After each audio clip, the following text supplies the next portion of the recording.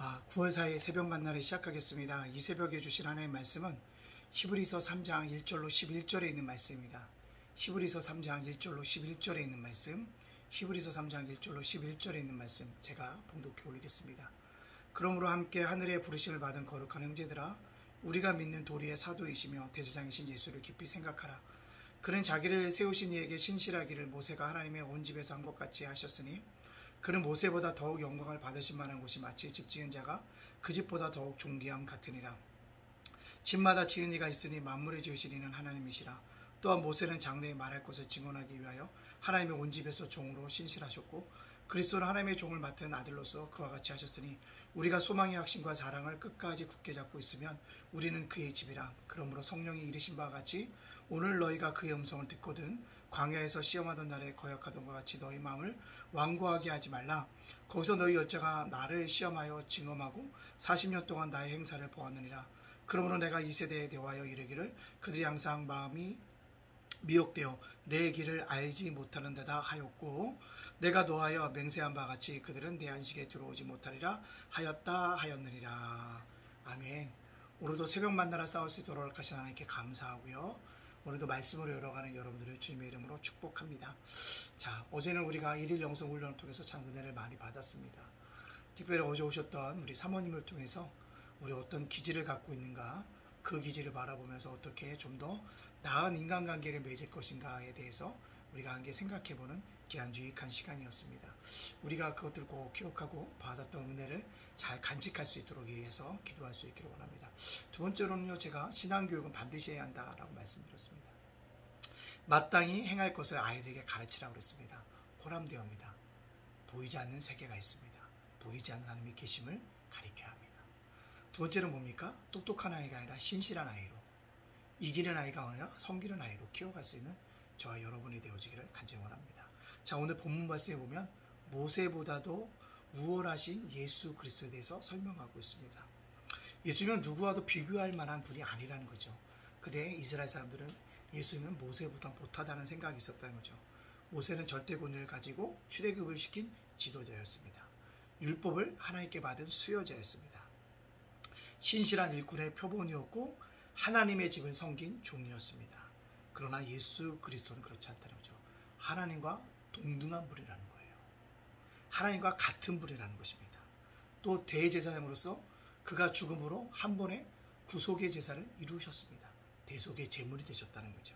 또 율법의 완성자이셨고 하나님의 아들이셨고 십자가를 통해서 한 번에 그 구원을 이루신 분이라는 것입니다. 그렇기 때문에 모세보다 더 우월하신 분이다라는 사실을 우리에게 이야기하고 있습니다. 따라서 우리는 예수 그리스도를 구주로 받고 그에 대한 소망의 확신을 가지고 살아가야 한다라고 본문은 강조하고 있습니다.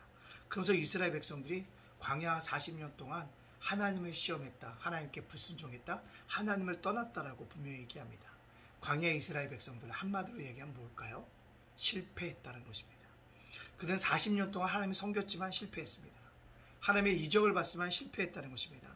하나님을 불신했고 하나님을 시험했기 때문에 그렇다는 것입니다. 오늘 실패의 원인에 대해서 뭐라 합니까? 마음이 미혹되어 그 길을 알지 못하고 내 안식에 들어오지 못했다는 거죠. 가나안 땅에 들어가지 못했다는 것입니다. 누가 가나안 땅에 들어갔습니까? 여호수아와 갈렙만이 들어갔다는 것입니다. 오직 하나님의 약속을 믿고 순종하는 자에게 약속의 땅이 주어졌다는 사실을 이야기하고 있습니다. 따라서 하나님 나라에 들어갈 자가 누구냐? 믿음과 순종함으로 여호수아와 갈렙처럼 같은 사람들이 하나님 나라에 들어갈 것을 우리에게 분명하게 말씀해 주고 있습니다. 자, 그렇다면 오늘 본 말씀을 저와 여러분에게 적용식 때 어떤 말씀을 해주고 있는 것일까요? 예. 믿음의 길 때때로는 실패할지라도 순종함으로 뭐라? 완성하라는 것입니다. 여러분들, 이스라엘 백성이 왜 실패했을까요? 마음이 미혹됐다는 거죠. 온전히 하나님을 신뢰하지 못했기 때문에, 의지하지 못했기 때문에 미혹됨으로 말미암아 잘못된 길을 걸어갔다는 것입니다. 오늘 우리가 믿음의 길을 걸어간다고 고백합니다. 근데 우리가 믿음의 길 걸어갈 때도요, 넘어질 때도 있고 쓰러질 때도 있고 다시 뭐가 자빠질 때도 있습니다. 그러나 우리는 믿음의 길을 다시 어떻게 보면 걸어가야 한다는 거죠. 왜? 누구와 함께요? 주님과 함께. 왜 걸어가야 될까요? 그 길이 구원의 길이고 그 길이 하나님 나라에 통한 안식을 누릴 수 있는 길이기 때문에 그렇다는 거예요. 오늘 저와 여러분들이 그 길을 걸어갈 수 있기를 간절히 소원합니다. 우리의 인생의 목표가 무엇입니까?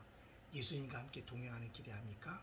그러기 위해서 우리가 믿음의 길 실패할지라도 끝까지 걸어가야 한다는 거죠. 또 어떻게 걸어가야 될까요?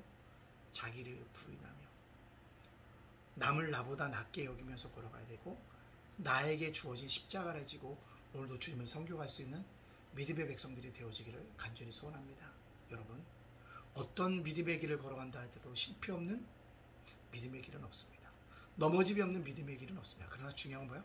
다시 믿음으로 일어나서 믿음의 길을 걸어가는 것, 그것이 뭡니까? 믿음의 길의 성공자가 되어집니다.